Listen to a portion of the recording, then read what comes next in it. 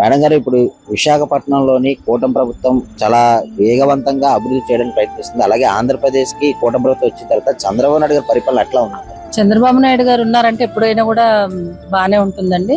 ఆయన ప్రజలకి మంచి చేస్తారు. ఇప్పుడు వరకైతే అందరికి తెలుసు కదా, ఏం తెలుగుదేశం ప్రభుత్వం లేనప్పుడు వేరే గవర్నమెంట్ లో ఎలా ఉంది, ఇప్పుడు ఎలా ఉంది అనేది ప్రజలకు తెలుసు. వాళ్ళు ఇప్పుడైతే అందరు హ్యాపీగానే ఉన్నారు. ఆయన చంద్రబాబు నాయుడు గారు రాగానే ఆడవాళ్ళకి దీపం పథకం కింద 3 గ్యాస్ సిలిండర్లు ఇచ్చారు.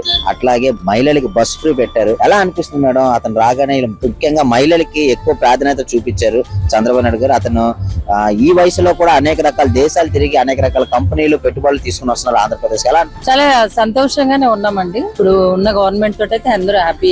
టోటల్ గా అయితే చంద్రబాబు గారి మీద ఒక నమ్మకం అనేది ఏర్పడింది. నమ్మకం ఎప్పుడు నుంచో ఉందండి. చంద్రబాబు నాయుడు గారు అంటే అప్పుడు కూటమి ఉన్నప్పుడు కూడా అందరూ హ్యాపీగానే ఉన్నారు.